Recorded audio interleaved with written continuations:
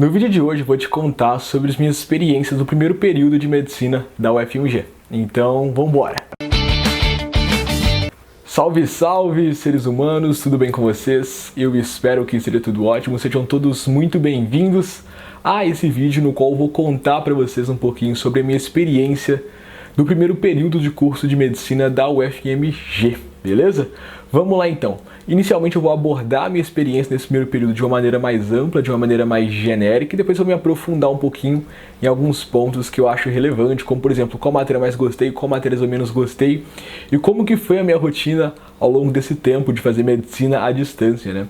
Então vamos lá então. Como que foi minha experiência de maneira geral? Para quem não sabe, agora eu terminei de cursar o primeiro período do curso. O curso de medicina é estruturado em 12 períodos, sendo então que cada período aí representaria mais ou menos 6 meses na teoria, né? Então ao longo de 12 períodos nós cumpriríamos 6 anos no mínimo aí para formar em medicina. Então seriam 6 anos de curso. Terminei agora o primeiro período, faltariam mais 11, beleza? Então nesse primeiro período eu tive aulas de agosto até o finalzinho de outubro. Então totalizaram aí 3 meses de aula. O primeiro período no formato presencial geralmente durava aí 4 meses e meio, aproximando. E sendo assim, esses 3 meses de aula que eu tive foram 3 meses muito intensos, porque eles foram obrigados a pegar essas matérias que eram dadas em 4 meses e meio e dar elas em 3. E com um desafio maior ainda, o desafio de ter aula à distância, né?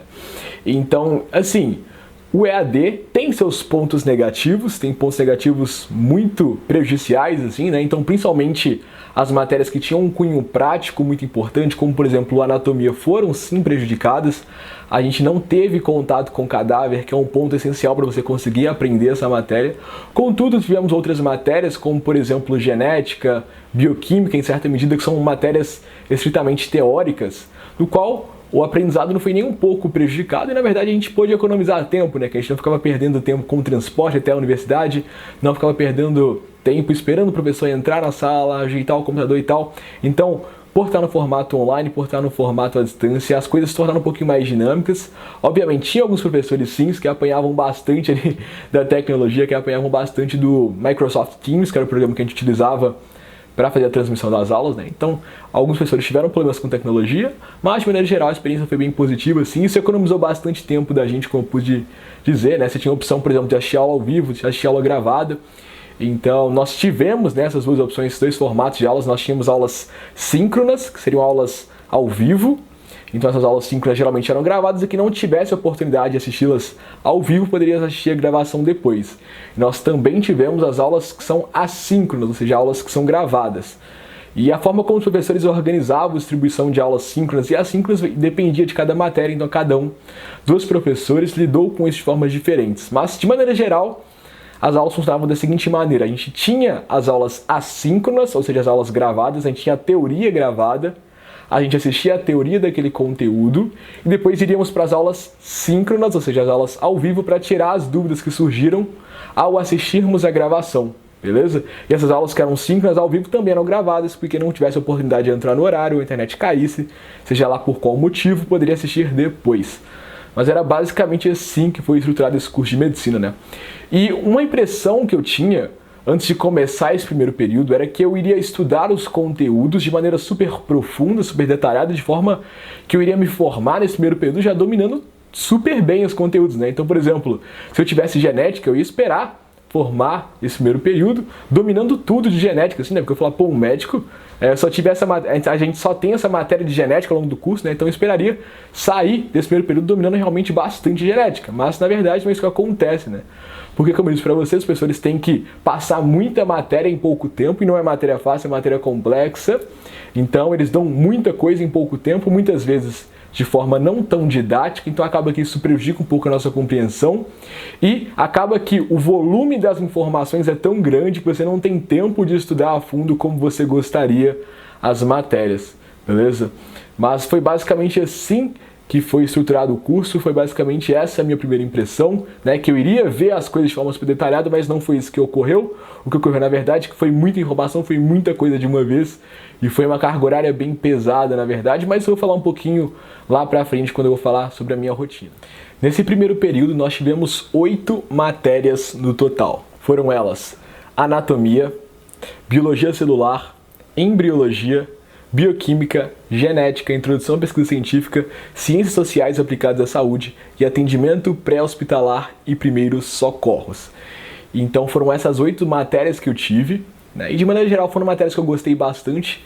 Usualmente o pessoal na faculdade fala muito mal dessas matérias dos primeiros períodos, porque são matérias que de maneira geral não têm muita relação com a prática médica em si. Elas são mais ciências básicas, são ciências que vão fundamentar o seu conhecimento médico futuramente.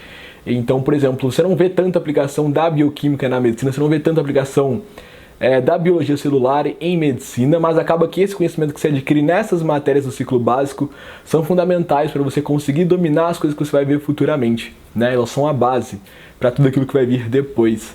Mas de maneira geral, eu gostei desses conteúdos, né? Eu acho que a matéria que eu mais me identifiquei, que eu mais curti mesmo estudar, sem sombra de dúvidas, foi anatomia, né? E por que eu gostei tanto assim de estudar anatomia? Anatomia é uma matéria que foi a matéria que a gente teve a carga horária maior assim durante esse primeiro período. A gente tinha bastante aula de anatomia.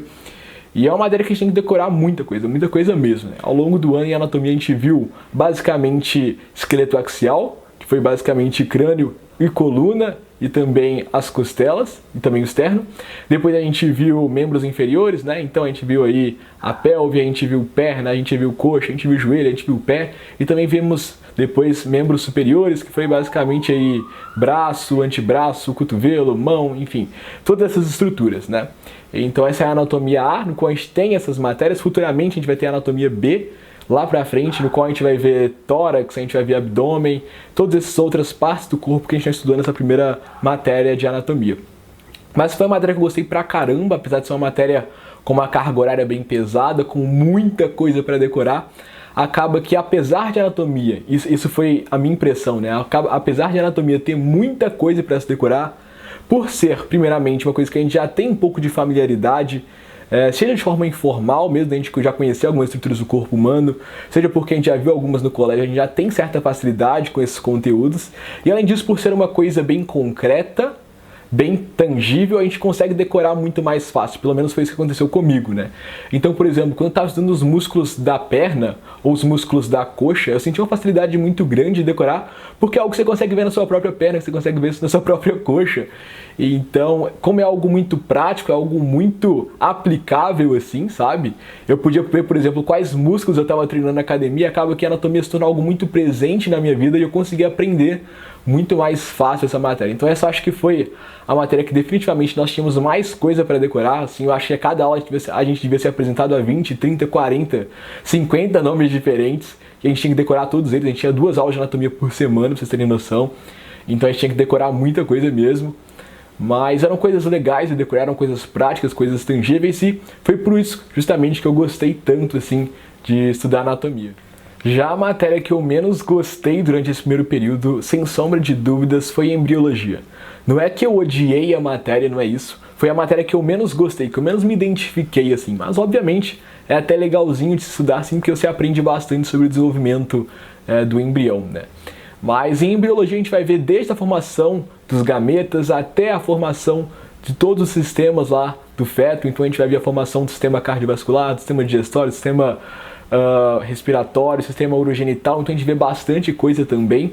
Mas acaba que essa pra mim foi a matéria que eu não gostei muito, justamente por ela ser bem oposta à anatomia, por ela ser uma matéria muito teórica, muito abstrata, digamos assim. Porque em embriologia a gente via muitas transformações que iam ocorrendo com o feto, mas por serem coisas que a gente não consegue tanto imaginar tão facilmente, por serem transformações na estrutura 3D, que são difíceis de se imaginar, e também que são coisas que mudam constantemente ali, então a gente vai aprender vários nomes que vão mudando ao longo do desenvolvimento do embrião, que vão mudando ao longo do desenvolvimento do feto. Então acaba que são muitos nomes que a gente aprende, nomes que depois mudam e passam a ter outros nomes, são estruturas que se transformam, estruturas que mudam a sua forma.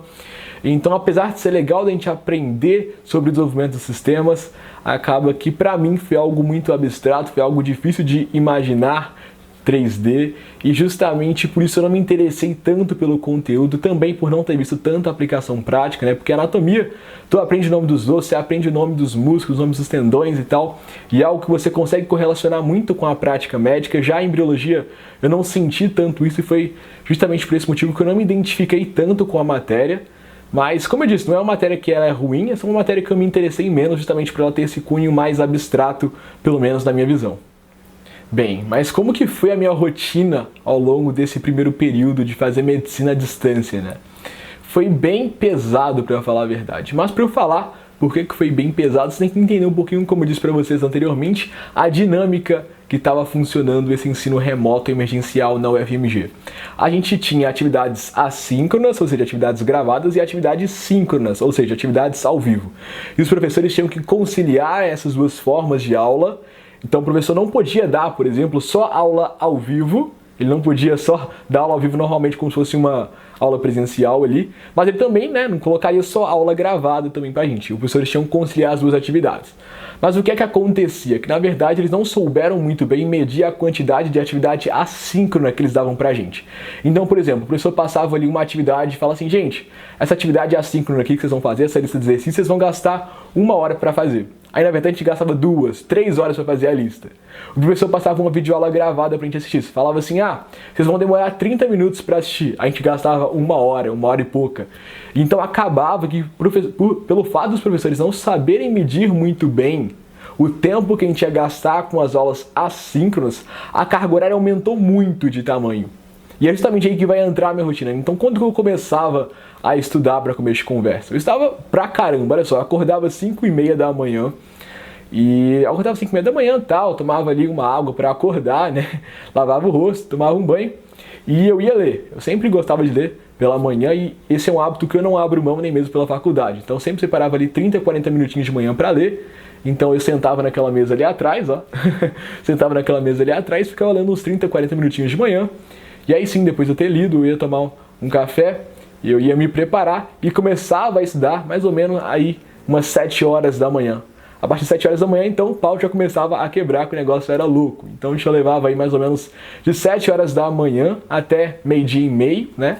Conciliando atividades síncronas e assíncronas. Aí 12h30 eu parava para almoçar, comia, voltava aqui, dormia geralmente uns 10 minutinhos para recuperar as energias, dormia 10, 15 minutinhos, e mais ou menos 1h30, 2 horas da tarde eu voltava a estudar, novamente conciliando atividades síncronas e assíncronas, ia estudando até umas 6 horas da tarde, quando eu parava de novo, tomava banho, comia e tal, voltava umas 7 horas, estudava de umas 7 até umas 9, 10, às vezes até 11 horas da noite.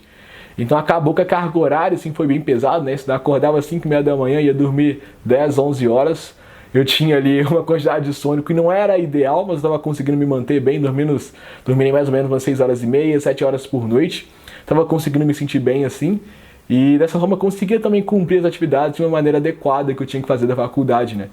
Então minha rotina foi estruturada basicamente assim, né? Eu acordava às 5h30, dormia umas 11 horas, e ao longo desse período que eu estava acordado, eu basicamente só estudava, né? Era estudar, descansar, comer, estudar, descansar, comer. O negócio foi louco, galera.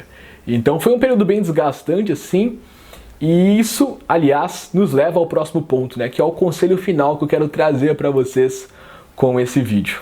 Então, o meu conselho final que eu queria deixar para vocês com esse vídeo é o seguinte: não se iludam achando que quando vocês entrarem na faculdade de medicina vai ser tudo fácil. Né? Porque, pelo menos eu, em certa medida, cultivei essa visão um pouco errada, né? Que se eu me esforçasse bastante ao longo do período de pré-vestibular, quando eu entrasse na medicina, minha vida já estava ganha. E não é bem assim. Porque quando você entra na faculdade de medicina, você ainda tem que continuar se esforçando e muito, né?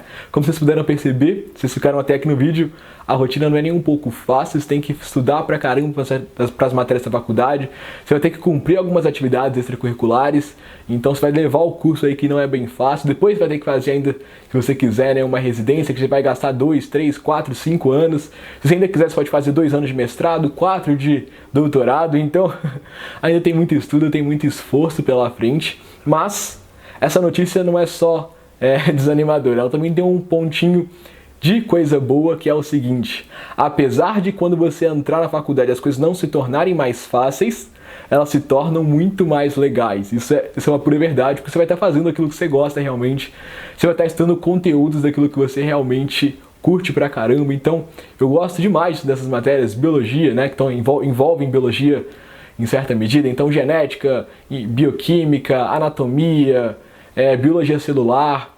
Depois eu vou ter outras matérias ainda, né? Neuroanatomia, vou ter imunologia, futuramente ortopedia, pediatria, cirurgia, enfim. Você vai ter uma série de matérias que não são fáceis, mas que acima de tudo são bem mais legais do que aquelas que a gente vê na faculdade. Então esse é o meu recado final para vocês. Não pensem que ao entrar na faculdade vai ser tudo mais fácil, porque isso tende a não ser o que acontece na maioria dos casos, mas a faculdade é muito mais legal porque você vai estudar coisa que você gosta e além disso, né, você vai fazer novas amizades, vai ter muita festa, vai ter muito evento, você vai ter muitas oportunidades que você não teria durante o ano de preparação para o vestibular, né?